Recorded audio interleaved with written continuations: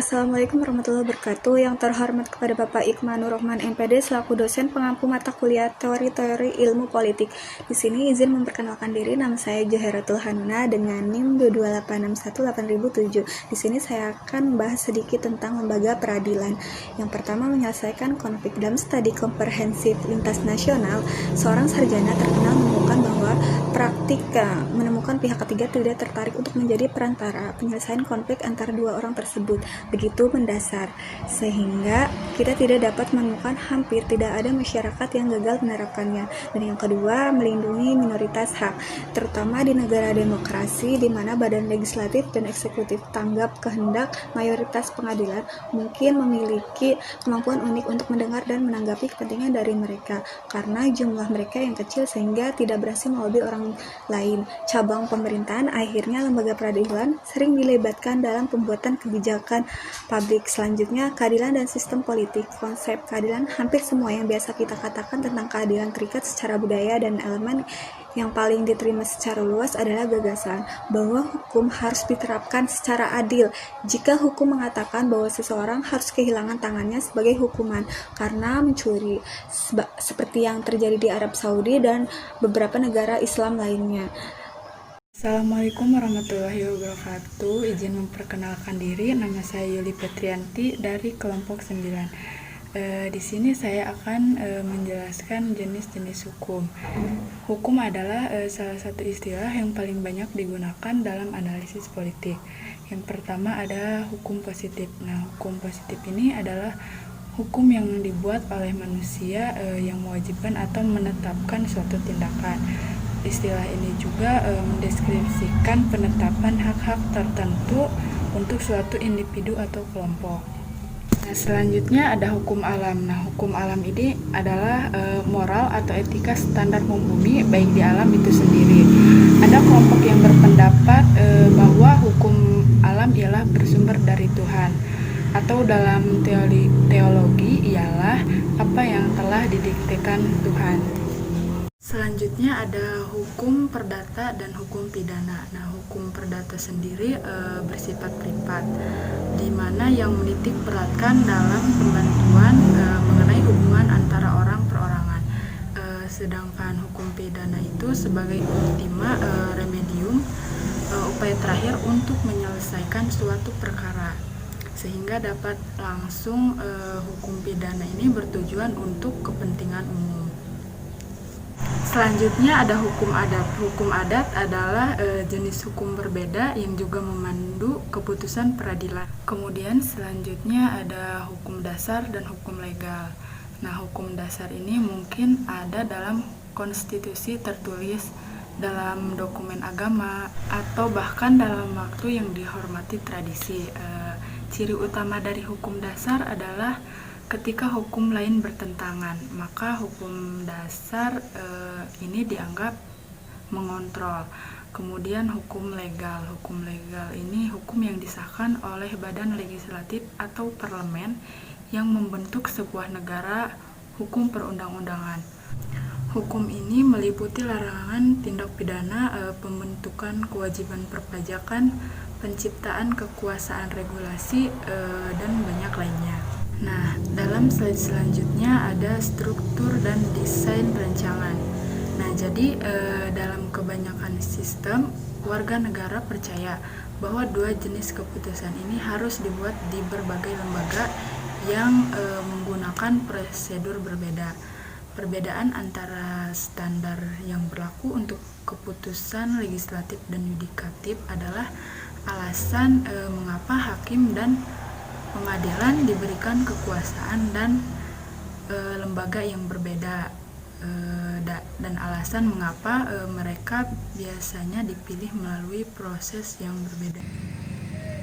Saya Denny Malik akan melanjutkan pemaparan materi pada kali ini dengan tampilan slide sebagai berikut. Nah, sudah jelaskan? Nah, di setiap negara, di berbagai negara pasti terdapat pengadilan-pengadilan yang mengurusi suatu kasus-kasus atau perkara-perkara yang di dalamnya tentu signifikan atau tidak signifikan dalam suatu kasusnya. baik berhubungan langsung dengan suatu kebijakan maupun tidak berhubungan langsung dengan suatu kebijakan. Maka dari itu, disinilah adanya suatu pengadilan yang dibuat khusus, yaitu pengadilan independen sipil yang dikhususkan untuk mengatasi kasus-kasus atau perkara-perkara yang dimana tidak begitu signifikan, yang tidak berhubungan langsung dengan suatu kebijakan. Kebijakan pasti ada lembaga peradilan. Lembaga peradilan ini di dalamnya terdapat pengadilan yang jelas, yang memutuskan suatu perkara atau kasus-kasus bila terjadi suatu pelanggaran. Ada hakim, ada jaksa di situ. Hakim atau jaksa harus mengisolasi atau diisolasi dirinya agar tidak ada keberpihakan, tidak ada intervensi dari pihak manapun, tidak ada pihak-pihak tertentu yang diuntungkan karena adanya kasus-kasus atau perkara-perkara tertentu, sehingga dilakukan keputusannya oleh hakim atau jaksa atau sejenisnya itu harus objektif, apa adanya, real, nyata, ada data, ada fakta. Suatu kebijakan, apalagi kebijakan publik, itu harus ada opini publik dari masyarakat atau warga negaranya.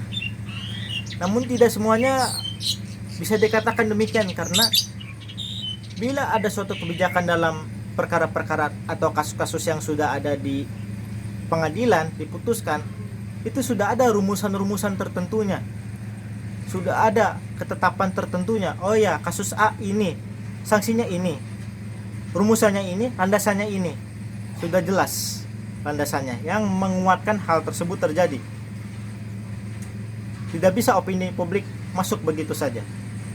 Opini publik bisa apabila ada suatu, ya misalkan pendapat, namun dilakukan dengan suatu etika dan aturan yang jelas, yang tidak menyimpang, agar tidak menyinggung perasaan orang lain. Tentu opini publik dari setiap warga negara boleh, tapi ada aturannya, ingat. Itu mencerminkan nilai-nilai demokrasi. Bagus. Suatu keputusan yang di dalamnya terdapat kasus-kasus atau perkara harusnya dilakukan secara adil, adanya konsep keadilan, diputuskan dengan objektif maksudnya, tidak dengan asal-asalan. Artinya apa? Suatu keadilan memang harus ditujukan kepada orang banyak, bukan kepentingan golongan. Artinya ini tidak merugikan satu sama lain. Aturan ini memang jelas, memang baku, ditujukan untuk mengatur tingkah laku manusia. Seperti itu, dengan sanksi yang telah ditetapkan. Sanksi yang telah ditetapkan. Seperti itu maksudnya. Bila dilanggar akan dikenakan sanksi yang jelas, yang tegas tentunya. Baik. Selanjutnya saya akan melanjutkan pemaparan untuk slide berikutnya. Ini tampilannya. Saya bacakan. Bagaimana pembuatan kebijakan peradilan terjadi? Banyak putusan pengadilan melibatkan lebih dari sekedar penentuan fakta. Mereka juga membesarkan pertanyaan tentang interpretasi hukum. Arti hukum yang tidak tepat seringkali tidak pasti, karena keadaan muncul yang tidak terduga ketika konstitusional menyediakan hukum telah tertulis. Jadi gini, saya akan mengambil dua kata kunci, yaitu interpretasi hukum dan juga klausul. Mengenai interpretasi hukum, ini merupakan penafsiran hukum yang tentunya sedari betul kita ketahui bersama bahwa hukum ini adalah suatu atau seperangkat aturan yang mengikat, jelas aturannya ditujukan untuk mengatur tingkah laku manusia. Bila melanggar ketentuan yang ada dalam aturan tersebut, maka akan dikenakan sanksi yang tegas. Kurang di mana jelasnya penafsiran hukum ini? Jelas.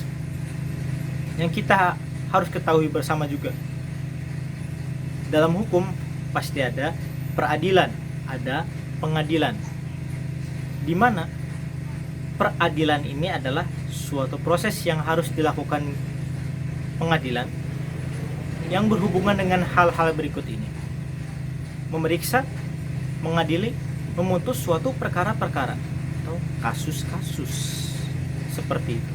Maka pengadilan adalah tempatnya. Harusnya hukum ini untuk diadili dan untuk diputus. Maksudnya diputus ini, keputusan yang ada dalam suatu pengadilan itu harus jelas ketentuannya, sesuai dengan yang berlaku, ditemukan data dan fakta yang jelas, tidak ada manipulasi data, objektif. Sekali lagi saya berkata objektif. Hukum ini harus dilakukan secara prosedural. Ya jelas prosedural, ada runtutan jelas, nomor 1 ini, nomor 2 ini, nomor 3 ini. Jadi bila menjalankan hukum ini tidak boleh main-main. Ada regulasi yang mengaturnya, lalu implementasinya seperti itu maksudnya ya. Apakah benar atau tidak, atau mungkin melenceng dari kenyataannya. Nah, untuk itu diharapkan kepada semua pihak yang terkait dengan hal tersebut, apalagi hakim atau jaksa, harus melakukan hal tersebut dengan semestinya, dengan tupoksinya. Karena hukum ini nggak main-main formulasinya. Jangan sampai terdengar tumpul ke atas, tajam ke bawah. Bahaya. Karena sejatinya hukum ini jelas adanya. Hukum ini mengatur, sangat mengatur. Bahkan bila kita berbicara hukum ini, memang tidak bisa dalam waktu sebentar berbicara hukum ini. Selanjutnya adalah klausul. Yang saya ketahui sedikit adalah klausul ini negara tidak mengharuskan untuk mendengarkan penerima kesejahteraan. Saya tahunya kesejahteraan itu biasanya pada rakyat-rakyat kecil, menengah, bila ada bantuan dari pihak manapun, misalkan sembako, kan senang tuh, wih sejahtera misalkan. Namun saya ibaratkan seperti ini ya klausul. Yang tadi pertama itu, hukum memang ada aturan yang jelas. Suatu kebijakan memang harus melibatkan banyak hal untuk melakukan suatu peradilan, di mana harus diputuskan dengan tidak memihak kepada pihak-pihak tertentu yang menguntungkan bagi kelompok-kelompok tertentu. Tentu itu salah. Bila mengikuti aturan yang sudah ada, memang sudah rinci, sudah runtut, sudah jelas dalam aturan-aturan hukum yang ada, maka kebijakan dalam peradilan bisa jelas. Bila tidak ada yang melenceng dari data dan fakta yang sudah ada, bahwa hal tersebut bisa berubah dalam hal kebijakannya jika peradilan bisa berubah demikian situasi dan kondisinya, baik dalam memeriksa, memutus dan mengadili suatu perkara-perkara. Hukum itu bisa mengubah program atau kebijakan. Lalu kita lihat lagi, adanya evaluasi dari program kebijakan tersebut tentu bisa meyakinkan apakah kebijakan tersebut bisa diubah kembali atau tidak, atau tetap di situ-situ saja. Sudah yakin bahwa kebijakan tersebut adalah yang paling tepat di antara yang tepat. Maka saya tegaskan sekali lagi, perlu hukum ini dari seluruh pihak-pihak yang terlibat. Perhatikan kembali implementasinya, formulasinya, regulasinya, bahkan dalam hal aturan-aturan. Di mana saya harus menjalankan, semisalkan, di mana saya harus tidak menjalankan kebijakan dalam peradilan, pemutusan dalam pengadilan tersebut, seperti halnya kasus-kasus atau perkara-perkara. Kan tidak semudah membalikan telapak tangan bila memutuskan suatu perkara-perkara atau kasus-kasus, karena mesti dirincikan terlebih dahulu. Ini kasusnya apa, ininya apa, ini itunya apa, dan segala macamnya seperti itu.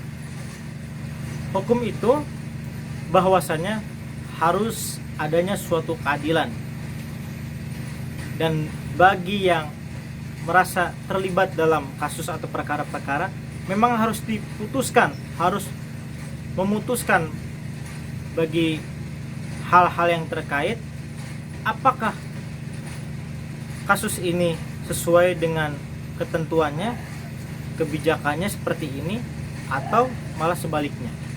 Terima kasih sudah menonton video ini. Semoga bermanfaat dan menambah wawasannya ya. Mohon maaf jika ada kalimat-kalimat atau kata-kata yang kurang berkenan di hati para pendengar atau yang melihatnya. Karena kami sadar betul kami masih jauh dari kata sempurna.